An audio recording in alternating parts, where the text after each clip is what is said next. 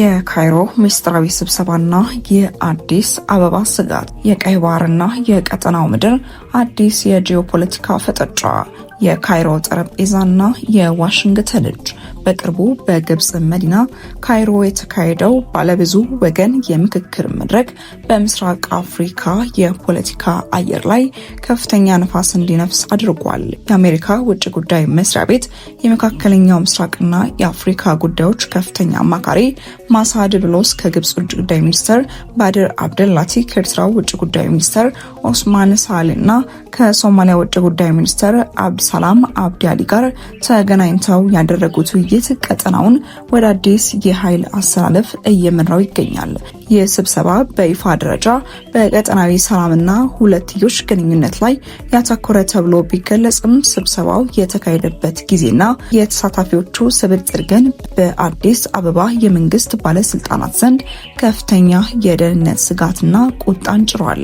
አሜሪካ በቀጠናው ላይ የሚታየውን ውጥረት ለማስረገብ ባደረገችው ጥረት ውስጥም የኢትዮጵያን መንግስት ያገለለ መድረክ ማዘጋጀቷ ከጀርባው ሌላ የፖለቲካ አጀንዳ እንዳለው እየተነገረም ይገኛል።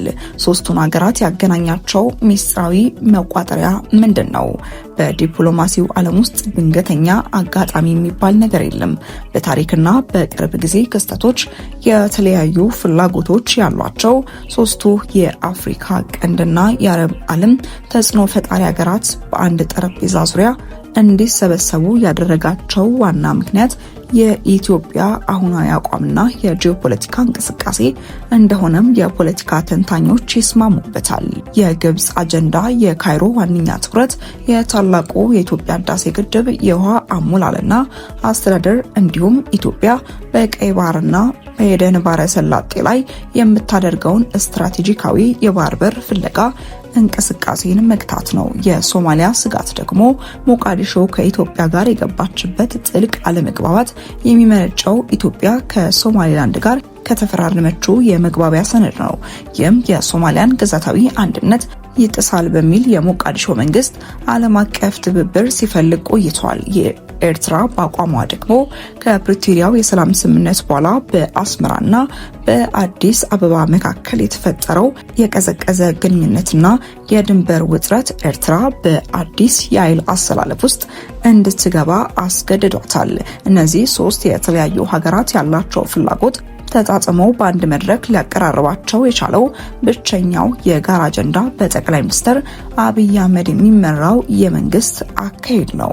በአዲስ አበባ ያለው የመንግስት ክንፍና በርካታ የፖለቲካ ተንታኞች ስብሰባውን የተመለከቱት ተራ የዲፕሎማሲ ግንኙነት አድርገው አይደለም። የምስራቅ አፍሪካ ቀጠና በከፍተኛ ወታደራዊና ፖለቲካዊ ውጥረት ውስጥ በምትገኝበት በዚህ አደገኛ ወቅት የኢትዮጵያን መንግስት ባገለለ መልኩ ከተቀናቃኝ ሀገራት ጋር የተደረገው ውይይት አሜሪካ ከነዚህ ኃይሎች ጋር በመተባበር በጠቅላይ ሚኒስትር አብይ አህመድ ላይ ጫና ለመፍጠር ወይም ከስልጣን ለማስወገድ የምታደርገው ጥረት ነው የሚል ቅሬታን ፈጥሯል። ምንም እንኳን የስብሰባው አስተዳዳሪ ማሳድ ብሎስ ውይይቱ ጸረ ኢትዮጵያ ጥምረት ለመፍጠር ያለም አይደለም በማለት ኋላ ላይ ለማስተባበል ቢሞክሩም ማብራሪያው በአዲስ አበባም ሆነ በቀጠናው ተንታኞች ዘንድ ተቀባይነትን ሳያገኝ ቀርቷል። ይህም በዋሽንግተንና በአዲስ አበባ መካከል ያለውን ዲፕሎማሲያዊ ግንኙነት ወደ አዲስ የታሪክ ዝቅተኛ ደረጃ አውርዶታል። ወደ ቀጣይ ጉዳያችን ስናመራ የአማራ ክልል ውጥረት፣ የወታደራዊ መኮንኖች ስብሰባና የጀነራሎቹ ከባባድ ንግግሮችን እንመለከታለን።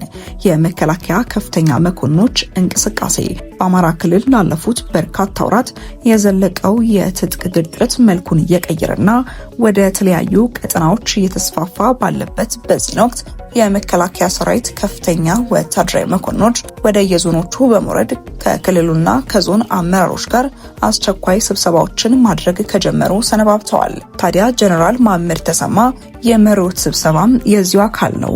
ጀነራሉ በስብሰባ ወቅት በአሁኑ ወቅት ጠላትና ጽንፈኛ ሲሉ ስለጠሩት የፋኖ ቡድን ወቅታዊ ወታደራዊ ቁመናና በዞኑ ስላለው የደህንነት ሁኔታ ሰፊ ማብራሪያን ሰጥተዋል። እንደ ምስራቅ እዝ አዛዥ ጀነራል መሐመድ ተሰማ ገለጻ የፋኖ ቡድን አሁን ላይ ቆሞ መዋጋት የሚችልበት ወታደራዊ ቁመና ላይ አይደለም። ጀነራሉ ሲናገሩ አሁን ግዳጅ እየፈጸምን ያለነው የኢትዮጵያን መፍረስ ከሚሹ ኃይሎችና ባንዳዎች ላይ ነው። እየተደመሰሰ ያለው ጽንፈኛ ቡድን ታሪካዊ የሀገር ጠላቶችን ለማንገስ የሚውተረተር ነው። የጥፋት መልእክተኛውን ሴራ ማክሸፍ ማለት የኢትዮጵያን ሰላምና ልማት ማረጋገጥ ነው ብለዋል። አዛዡ አክለውም ታሪካዊ ጠላቶች ሲሉ የጠሯቸውን አካላት የፋኖን ቡድን በማስታጠቅና በማደራጀት ስልጣን በእጃቸው ለማስገባት ያደረጉት ሙከራ እንደ ጉም ተኗልን ብለዋል። በሰራዊቱ ጠንካራ ምት በዞኑ ተነጻጻሪ ሰላም በመስፈኑ የአዊ ብሔረሰብ አስተዳደር የልማት ስራዎችን መጀመሩንም ገልጸዋል። በተጨማሪም የጀነራል ባጫ ደበሌ ንግግርና የፖለቲካ ወታደራዊ እንድምታውን እንመለከታለን። ከዚሁ የሰሜን ኢትዮጵያ የጸጥታ ሁኔታ ጋር በተያያዘ የጀነራል ባጫ ደበሌ ንግግር ከፍተኛ የመነጋገሪያ ርዕስ ሆኗል።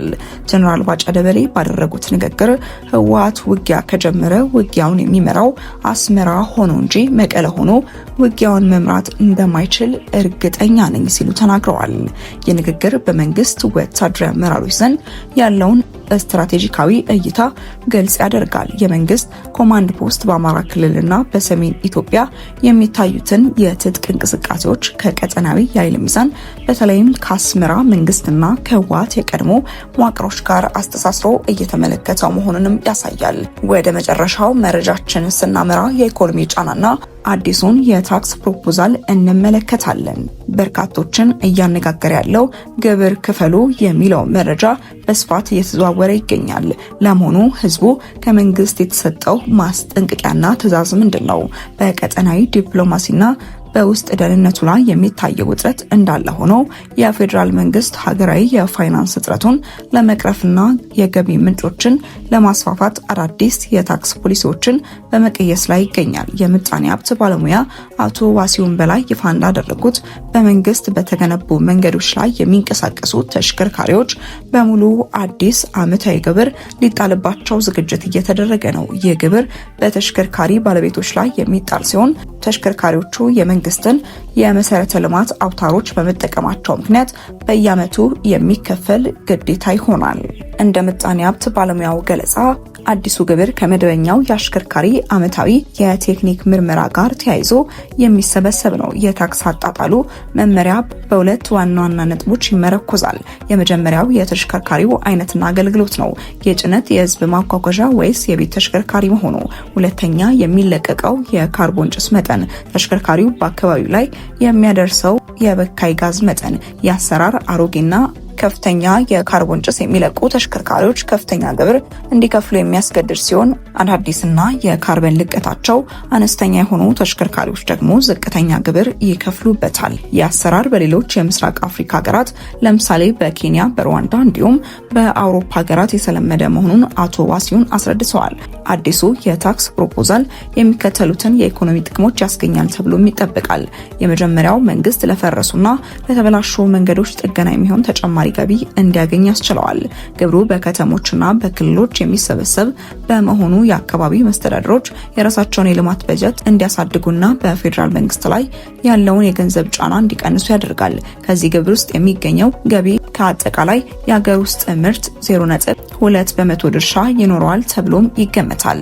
ይህ የታክስ ፕሮፖዛል በሚኒስትሮች ምክር ቤት ተዘጋጅቶ ለህዝብ ተወካዮች ምክር ቤት ለማቅረብ በዝግጅት ላይ ሲሆን ዝርዝር ደንቦችና መመሪያዎች ወጥተውለት ወደ ተግባር እንደሚገባም ተገልጿል። መረጃውን አጠቃለን ስንመለከተው በዲፕሎማሲው መስክ በካይሮ ከተመሰረተው አዲስ የቀጠናው ስልትና ከአሜሪካ አቋም ጋር የተያዘው የውጭ ጫናን መመከት፣ በደህንነቱ መስክ ደግሞ በአማራ ክልል የሚታየውን የትጥቅ ግጭት በወታደራዊና በፖለቲካዊ መንገድ ለመፍታት የሚደረገውን ጥረት ተመልክተናል።